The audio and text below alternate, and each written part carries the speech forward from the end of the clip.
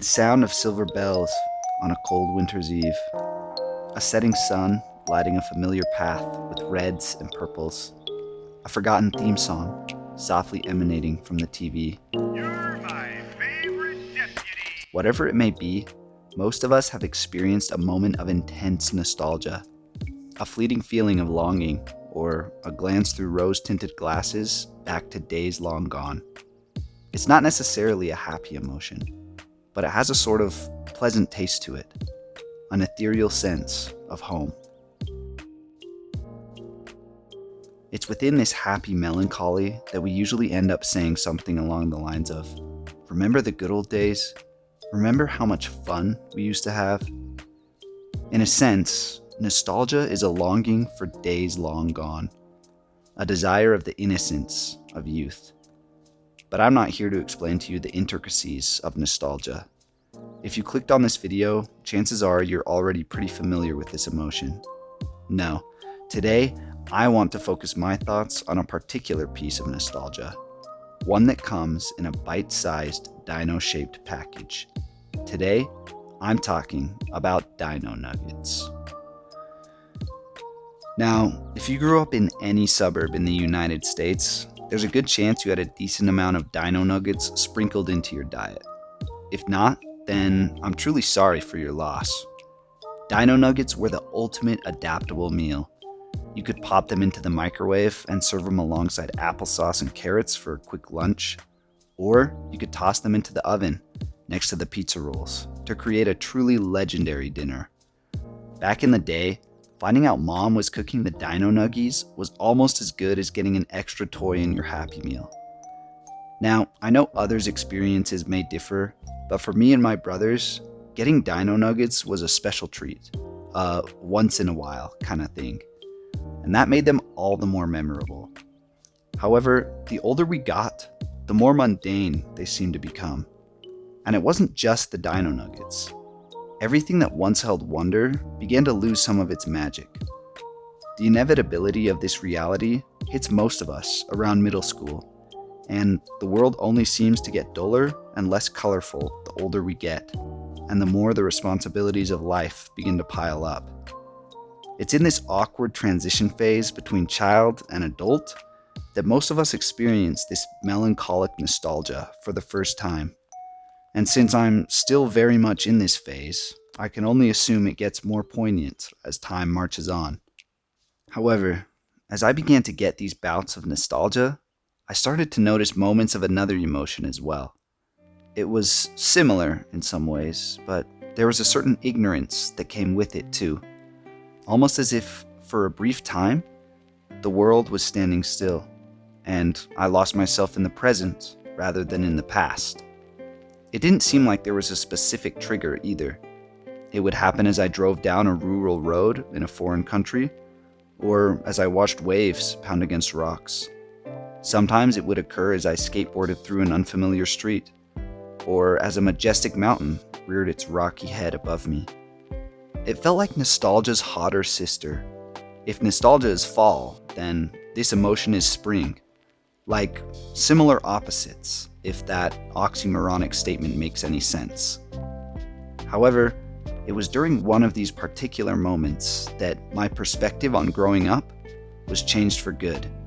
And that moment happened to be triggered by Dino Nuggets. Allow me to paint a picture for you. I was hungry, but feeling far too lazy to make myself a meal, I began my search for a microwave dinner to fulfill my caloric needs. As I rummaged around the freezer looking for a spare chicken bake or long-lost Hot Pocket, I stumbled upon something remarkable: a bag of Dino Nuggets.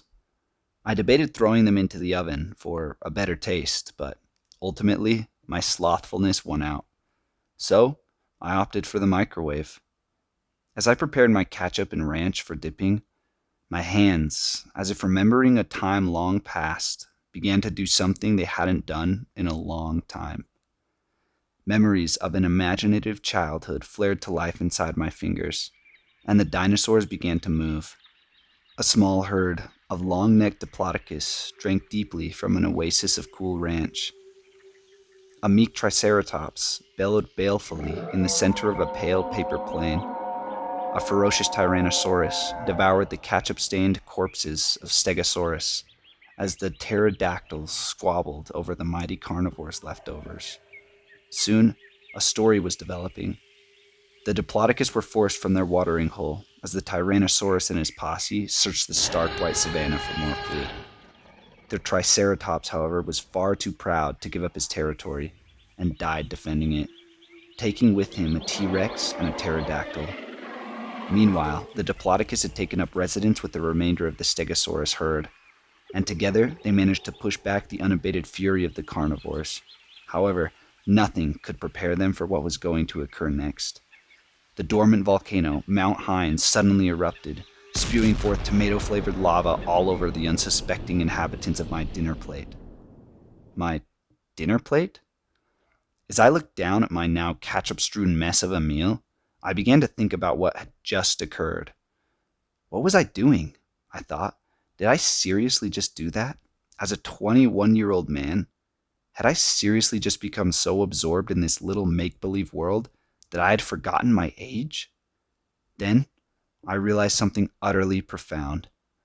I didn't care. And so, the fragile paper plate ecosystem was destroyed in a pillar of fire and a pile of ketchup. Because of this wonderful happenstance, I've dubbed this nostalgia-esque emotion the Dino Nugget effect, an emotion charged with excitement and wonder for the present. As I became more aware of the Dino Nugget effect, I realized that it was less of an emotion and more of a state of mind, meaning that I could cultivate this childlike sense of wonder deeper into my being. All too often, as we get older, we let go or lock away parts of ourselves with the ever-familiar assurance that this is what growing up means. We leave bright dreams and enthralling fantasies behind because they are childish. The pressures and responsibilities of adulthood have a way of muting the colorful world of possibilities that we once saw as children. A gray world is easier to digest, more streamlined. Go to work, pay your bills, save for retirement. Time is money, so we can't afford to spend any wasted energy on kids' stuff. And yet, whenever we look back, we tend to remember more fondly the past, where we dreamt, we played, and we wasted time. As I've come to this realization, I made some adjustments to my outlook on life. Yes, growing up does come with a lot more responsibilities. You still have to go to work, you still have to pay your insurance, and you still have to save for the future. But when all is said and done, and you reach the end of your life, will you look back and remember the time you invested in Tesla stock? Or will you remember the good old days and the experiences you had in a bright and colorful world? I think Master Oogway says it best. Yesterday is history. Tomorrow is a mystery. But today is a gift. That's why they call it the present. So, I've decided to rearrange my priorities a bit and not worry so much about wasting time. In fact, most people might look at my revised list of goals and find many of them to be a waste of time. For example, instead of things like save 15K and invest 5K by the end of the year, you'll see things more along the lines of save for a study abroad in Japan, or write and publish a full-length novel, or collect all volumes of the One Piece manga, design my own line of streetwear, upload a comic on WEBTOON, etc. Of course, the other more boring and adult goals are still there, but they're less important to me than the experiences I have. The Dino Nugget effect isn't about refusing to grow up, and it isn't about forgetting the nostalgia of the past either. In essence, the Dino Nugget effect is about recognizing the wonder and magic still in the world. And whether you're 9 or 92, you've got your whole life ahead of you. It's up to you to decide what memories you'll fill it with. As Bill Watterson puts it in his final strip of Calvin and Hobbes, it's a magical world, Hobbes, old buddy. Let's go exploring.